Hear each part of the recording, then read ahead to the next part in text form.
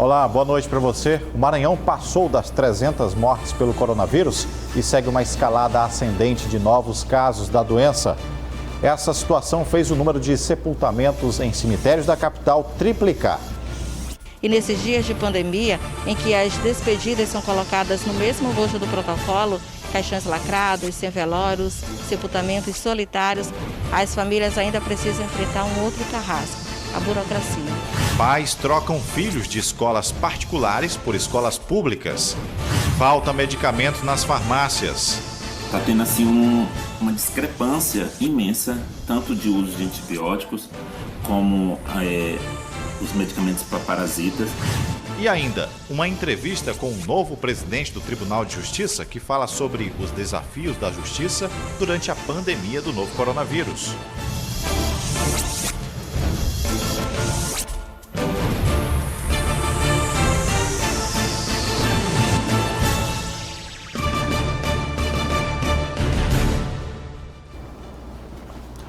E o Maranhão ultrapassou a barreira das 300 mortes pela pandemia do novo coronavírus. O último boletim epidemiológico divulgado pela Secretaria Estadual da Saúde aponta um salto de casos da doença que reforçam as medidas extremas de distanciamento social. Ainda mais com um sistema de saúde à beira do colapso. Vamos conferir aqui os dados da Covid-19 no nosso estado. Temos 5.028 casos confirmados, 8.288 casos suspeitos. O número de recuperados sobe, mas chegamos apenas a 1.215. O número de mortes atendendo aí a 291 mortes. O número de descartados são 5.598.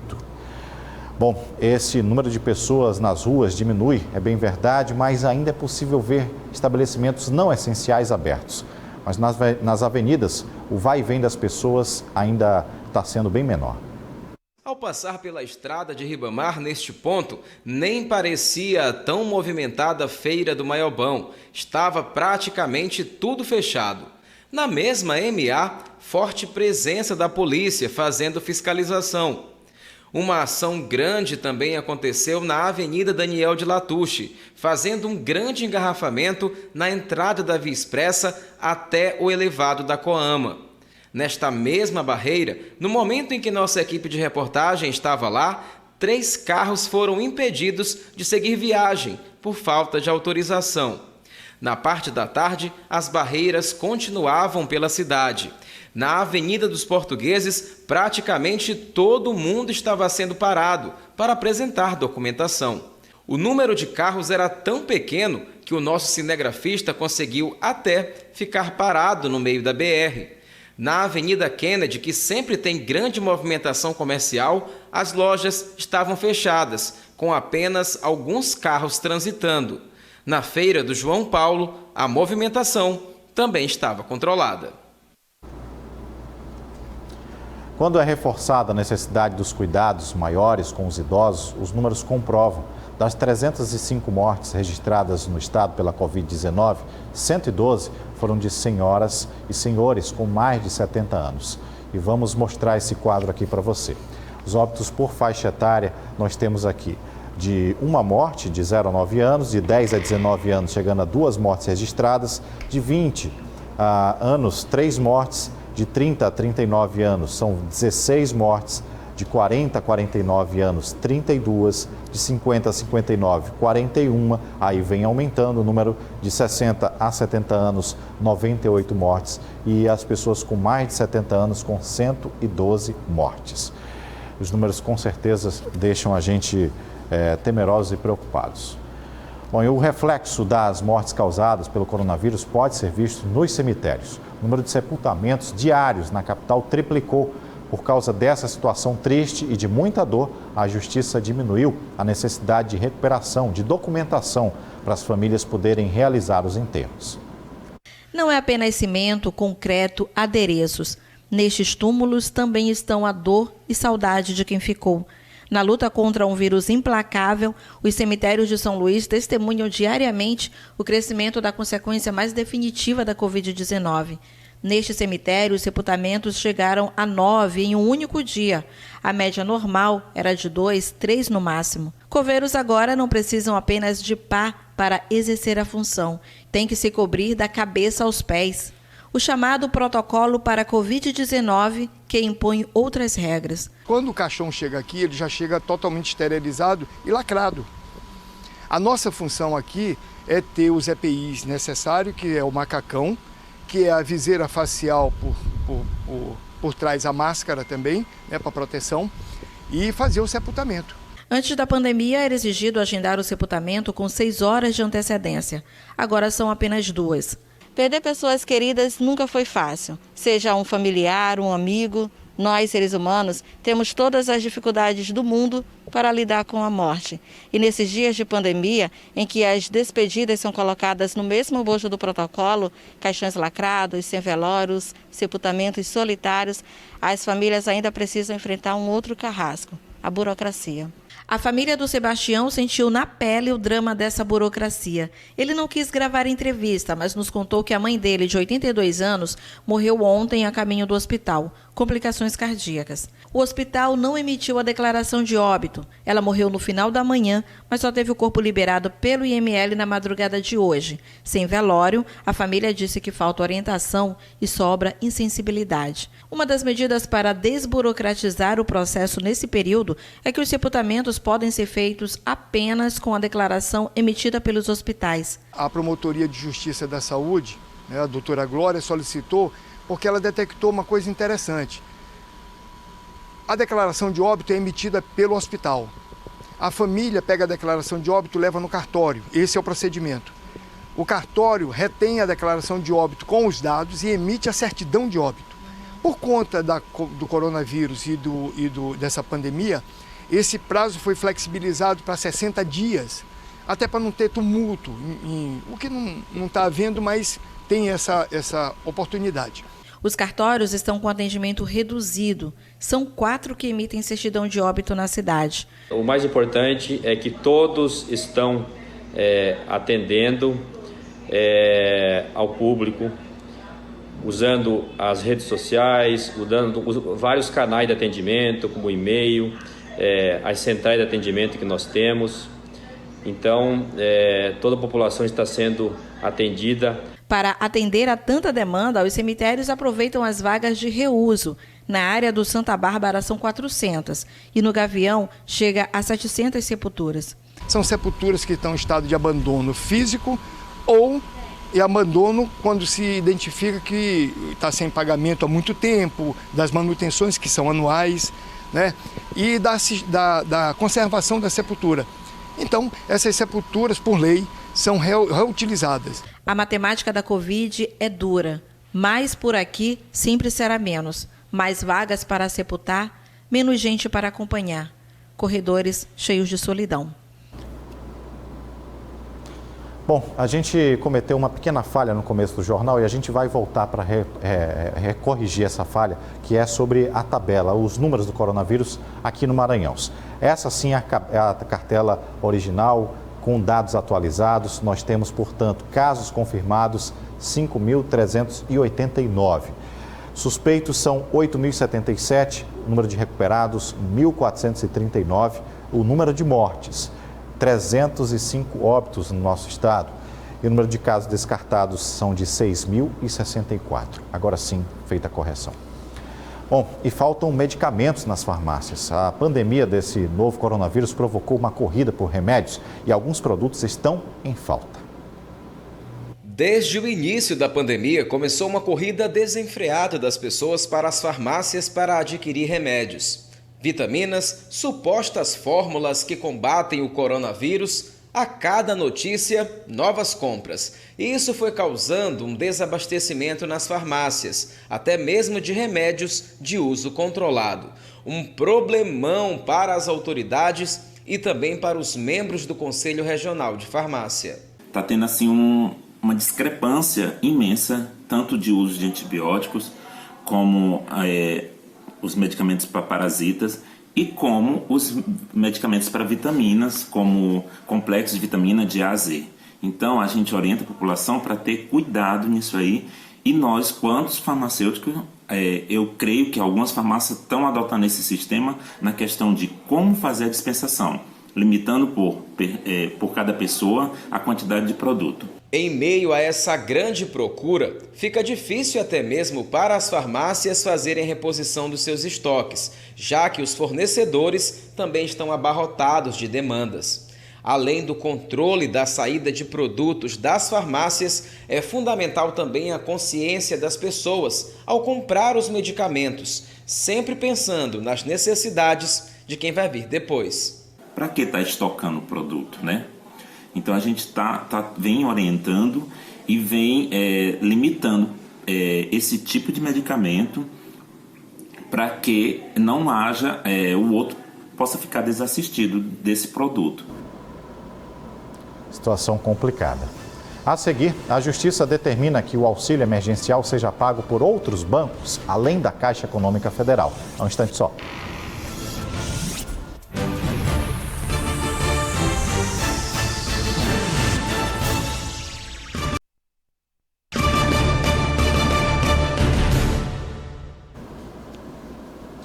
O Hospital Guarás, aqui em São Luís, foi multado em R$ 114 mil após descumprimento de notificação expedida pelo PROCON, que havia exigido que os hospitais particulares tornassem público os dados sobre a quantidade de leitos disponíveis aos pacientes infectados com o novo coronavírus. Essa notificação foi feita a todos os hospitais particulares de São Luís e foi uma das medidas previstas em decreto emitido pelo Estado. Olha, e a Justiça determinou que o pagamento do auxílio emergencial seja distribuído para outros bancos aqui no Maranhão e não apenas na Caixa Econômica Federal. A medida é para diminuir as filas. Em resposta a uma ação civil pública movida pelo Ministério Público Federal do Maranhão, a Justiça Federal determinou que a União e a Caixa Econômica encontrem uma solução viável para disponibilizar o auxílio emergencial em outras agências bancárias aqui no Maranhão, evitando a aglomeração de pessoas e também a formação de enormes filas, como tem acontecido nos últimos dias. De acordo com a mesma determinação, se caso essa integração for feita entre a Caixa Econômica e o Banco do Brasil, o número de agências disponíveis para que os brasileiros possam sacar os seus benefícios sociais praticamente dobraria. Se for feita uma integração com os outros bancos privados, esse número seria multiplicado por 5. A mesma determinação ainda prevê pagamento de multa de R$ 10 mil por dia em caso de descumprimento. Jairo Martins, para o Jornal da Guará. O desembargador Lorival Cerejo tomou posse como presidente do Tribunal de Justiça no último dia 27 de abril, em uma sessão inédita, feita remotamente em função da pandemia do novo coronavírus. Em entrevista, o desembargador falou sobre os desafios da Corte Maranhense em meio a essa situação, onde o mundo inteiro anunciou a criação, para combater essa situação, um gabinete de emergência. A nova mesa diretora do Tribunal de Justiça do Maranhão tomou posse há menos de um mês e enfrenta os desafios de seguir com os trabalhos em meio à pandemia do coronavírus. O novo presidente do TJ no estado, desembargador Lorival Cerejo, anunciou a instalação de um comitê emergencial em São Luís para atender aos servidores com suspeita e confirmação de contaminação pela Covid-19. Nós instalamos um comitê de saúde com médicos de plantão para atendê-los. Estamos fazendo aquisições já de material para distribuir, mais 20 mil máscaras, álcool gel, e vamos distribuir a todos os servidores. Além disso, também foi instalado um comitê de contenção de despesas, medida adotada em todos os tribunais do país, e mesmo com corte de gastos, vão ser mantidos os pagamentos de salários e outros benefícios, com a possibilidade até de adiantamento da primeira parcela do 13º para os servidores afastados para tratamento do novo coronavírus. Não estamos parados, estamos mantendo nossos contratos em dias, estamos com as nossas obrigações cumpridas. Vamos instalar um comitê na próxima semana de contenção de despesas. Todos os tribunais estão adotando uma política de contenção de despesas muito rígida. Uma portaria conjunta do Tribunal de Justiça e da Corregedoria Geral de Justiça mantém até o próximo dia 15 o regime de plantão durante a pandemia. Neste período, permanece proibida a instituição de atos presenciais e suspende os prazos de processos físicos.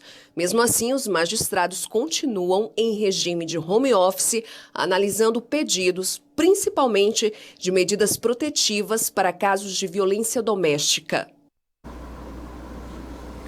E mesmo funcionando de forma remota, a Justiça continua realizando algumas sessões, como o Tribunal Regional Eleitoral, que tem julgado processos referentes ainda às eleições de 2018.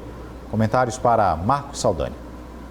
Muito boa noite, você que está acompanhando aí o Jornal da Guará. Eu tenho falado sempre aqui nos comentários que as eleições desse ano, elas não começaram de fato. O que aconteceu é que as eleições de 2022 estão mais vivas e mais fortes do que nunca, principalmente para presidente, mas também para governador. Um efeito disso que a gente tem, por exemplo, caso de alguns políticos que vão disputar nessa eleição. A gente tem, por exemplo, o deputado estadual Duarte Júnior, que migrou do PCdoB, o partido do governador, para o PRB, partido do vice-governador. Bom, na Justiça Eleitoral, o Duarte Júnior teve problemas, né? Foi acusado de ter usado a máquina pública para fazer propaganda antecipada e tudo aquilo mais. Bom, essa semana agora ele já foi absolvido, não tem mais esse processo, mas é claro que o vice-governador teve muito interesse nessa absolvição, afinal de contas é um candidato do partido dele. E se o PRB consegue eleger o prefeito da capital, ele ganha muita força para ser um candidato em 2022. Mas esse não era o único problema dele. Ele também tem problema agora, esse ainda não resolvido, com o deputado Felipe dos Pneus. Felipe dos Pneus se elegeu pelo PRTB. O presidente do partido, Jairzinho, disse que o partido que elegeu ele não teria sido eleito se não fosse por isso. O problema é que o PRTB, partido do vice-presidente, o general Mourão, não atingiu, né, o coeficiente de barreira. Então o partido não vai ter tempo de televisão, não vai ter recurso para as eleições do ano que vem.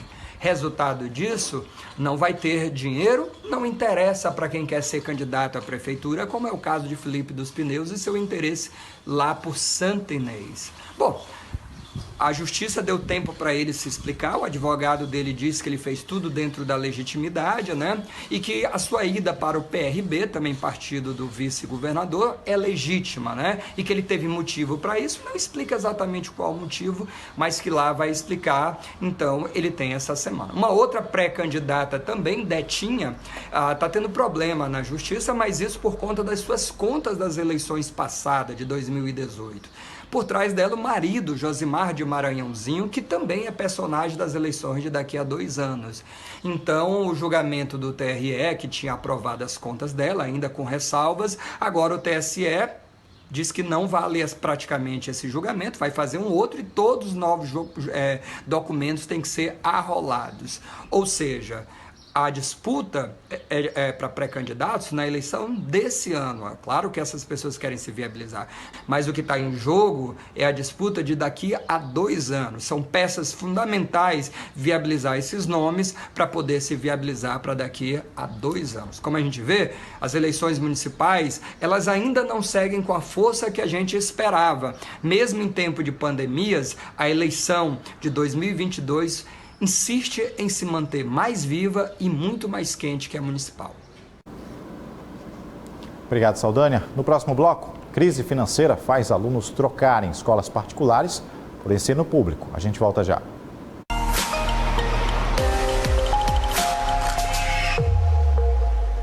Para esta sexta-feira, dia 8 de maio, a Tábua de Marés começa com a baixa-mar a 1h19, com 0,1 metros.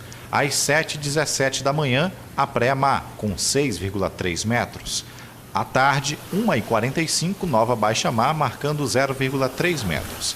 E à noite, às 7h45, a última pré-mar, com 6,1 metros.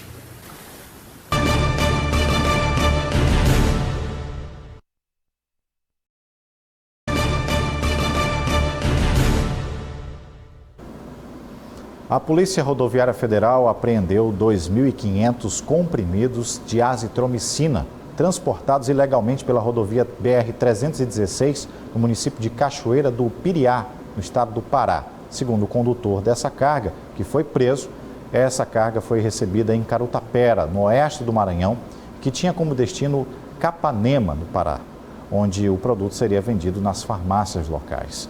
A azitromicina é um medicamento utilizado no combate à Covid-19. A crise financeira afetou em cheio pais e responsáveis que possuem filhos em escolas particulares. Um projeto de lei foi aprovado na Assembleia Legislativa para que ocorresse a redução de até 30% nas mensalidades em virtude da pandemia do coronavírus. Mas até o momento a lei não foi sancionada pelo governador Flávio Dino. Para fugir das despesas, a alternativa tem sido mudar os estudantes para escolas públicas. Os reflexos da pandemia do coronavírus são muitos. Sem economia girando, as dificuldades financeiras aumentam. Resultado? Cortes no orçamento. A educação já entrou na lista negra de muitos pais que, sem ter como pagar pelo ensino privado, estão em busca da rede pública. Elas estão abertas e disponíveis no site da Secretaria Estadual de Educação, no site da SEDUC, e elas encerram esse período, a gente encerra esse período de transferência nesta quinta-feira à noite. Então, qualquer estudante que queira fazer transferência da rede particular para uma escola da rede estadual de qualquer cidade do Maranhão, é só acessar o nosso site que a gente vai acatar essa matrícula e responder e tratar com ele diretamente, com o estudante ou com o seu responsável. Quem solicita a transferência recebe retorno do processo em até 3 dias. Quem chega passa por avaliação e reposição, se for o caso. Que vir transferido da rede particular para a rede estadual, ele vai ser prontamente acolhido, vai passar a integrar e participar das nossas aulas remotas e ele pode ficar despreocupado, não só ele, mas os estudantes que já estão na nossa rede, que porventura tem alguma dificuldade de acompanhar as aulas remotas, a SEDUC está fazendo um planejamento detalhado, cuidadoso, meticuloso para a recepção desses estudantes no retorno às aulas. Na rede estadual, as aulas presenciais estão suspensas e o calendário segue via remoto. As aulas estão sendo exibidas na TV Assembleia a partir das 8 às 10h15 da manhã e também exibidas também na Rádio Timbira, as nossas aulas para o ensino médio. E a qualquer momento as pessoas podem acessar os canais, as redes da internet, da SEDUC, oficiais da SEDUC, para acessar aulas no nosso canal no YouTube e nas nossas estratégias de plataformas educacionais. Nós vamos encerrar aqui então a nossa edição do Jornal da Guará. Para você uma excelente noite. Amanhã já é sexta-feira, estamos no 4º dia de lockdown. O tempo vai passando e eu peço a você, fique em casa se puder. Uma boa noite e até amanhã.